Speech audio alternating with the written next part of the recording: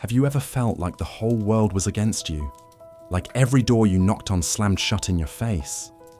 That feeling when everyone around you seems to be moving forward while you're stuck in the same place, watching your dreams crumble one by one. This is the story of Marcus, a young man who discovered that sometimes the deepest valleys lead to the highest peaks. What happened to him will change how you see failure forever. In a small town where everyone knew everyone's business, Marcus lived with his elderly grandmother in a tiny house that barely kept the rain out. His parents had passed away when he was just 12, leaving him with nothing but memories and a grandmother who worked 3 jobs just to put food on the table. Marcus had big dreams. He wanted to start his own business, to create something meaningful, to lift his grandmother out of poverty. But every attempt he made seemed to fail spectacularly.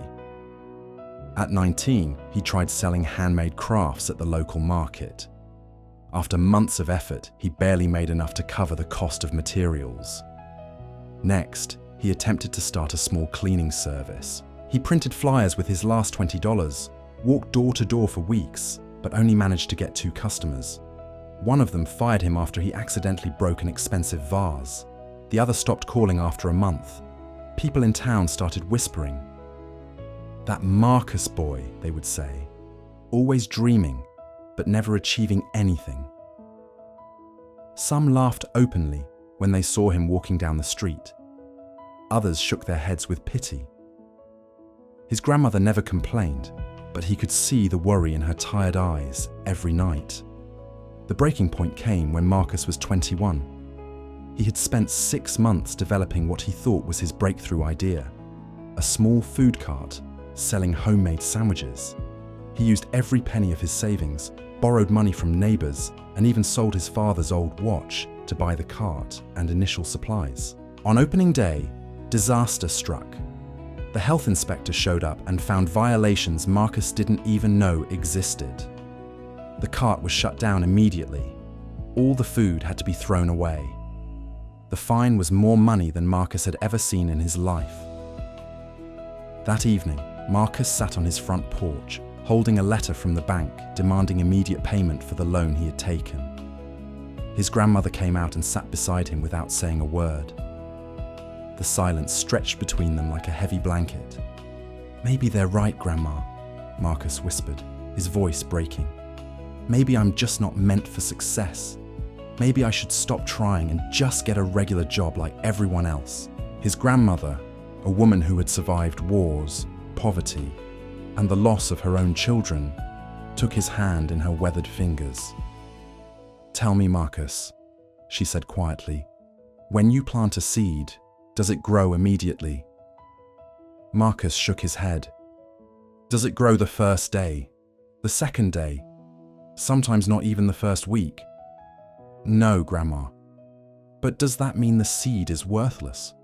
Does that mean you stop watering it?" Marcus looked at her, tears forming in his eyes. "No, but this is different. I keep failing at everything." "Child," she said, her voice gentle but firm, "what if I told you that every failure is just soil?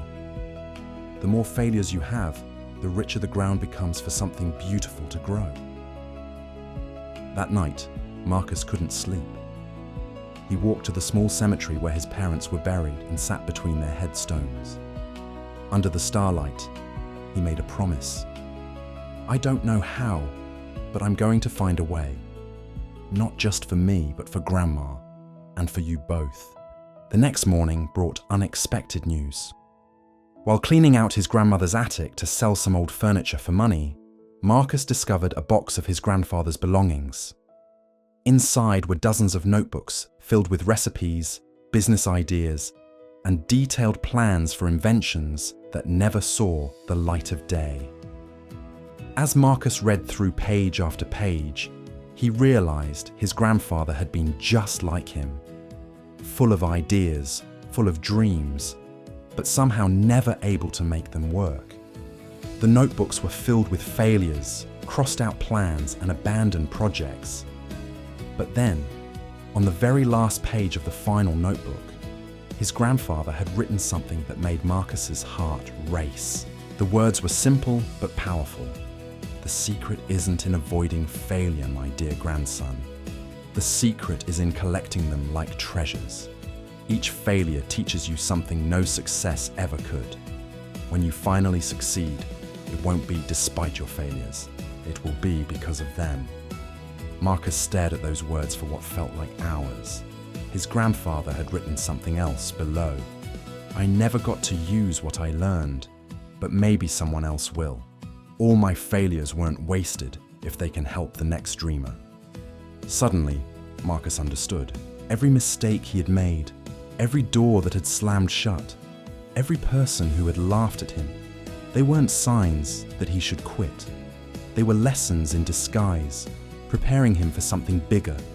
He spent the next 3 days reading every notebook, studying every failed idea, understanding every mistake his grandfather had made.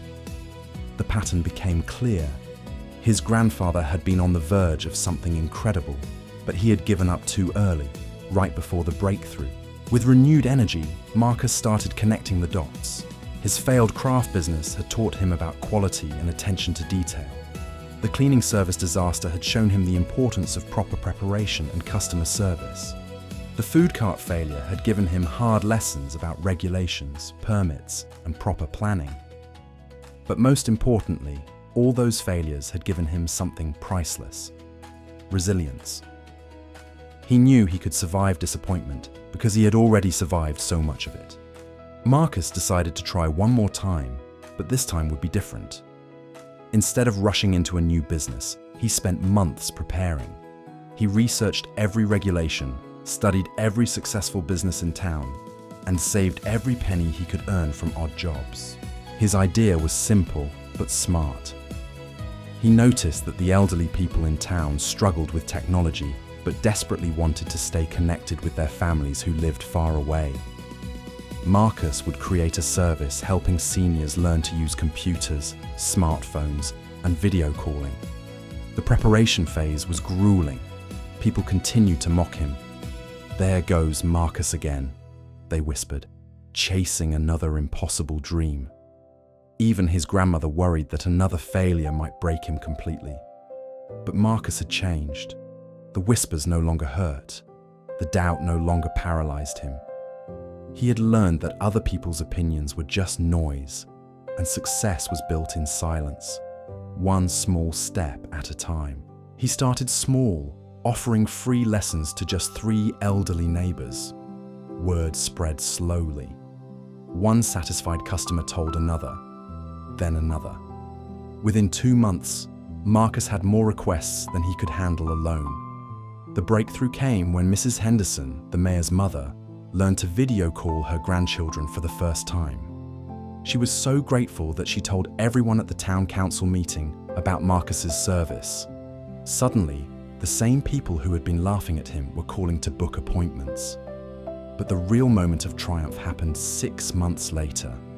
Marcus was able to pay off all his debts, move his grandmother into a beautiful new house, and hire 2 employees to help with the growing demand for his services. As he sat in his new office, looking at the framed photo of his grandparents, Marcus realized something profound. Every single failure had been necessary. Without the craft business, he wouldn't have learned patience. Without the cleaning service, he wouldn't have understood customer care. Without the food cart disaster, he wouldn't have learned proper planning. The failures hadn't delayed his success, they had created it. Marcus's story teaches us something the world rarely talks about. Failure isn't the opposite of success. It's the raw material success is built from. Every setback, every closed door, every moment when people doubt you, these aren't signs to quit. They're lessons wrapped in pain, preparing you for something greater than you can imagine. Your failures don't define you. How you respond to them does. The same obstacles that break some people become the foundation stones for others to build their dreams upon. Marcus could have stayed broken after that food cart disaster. He could have listened to the voices telling him he wasn't meant for greatness. Instead, he chose to see his failures as teachers, not enemies. Maybe you're facing your own mountain of failures right now. Maybe people are whispering that you should give up, get a regular job, stop dreaming so big. But remember Marcus's story. Remember his grandmother's wisdom about seeds that grow in rich soil. Your failures are making that soil richer every single day. The next time you fail, don't ask, "Why me?" Ask, "What is this teaching me?" Because somewhere in that lesson lies the key to everything you've been working toward. Keep planting. Keep watering. Keep believing. Your harvest is coming.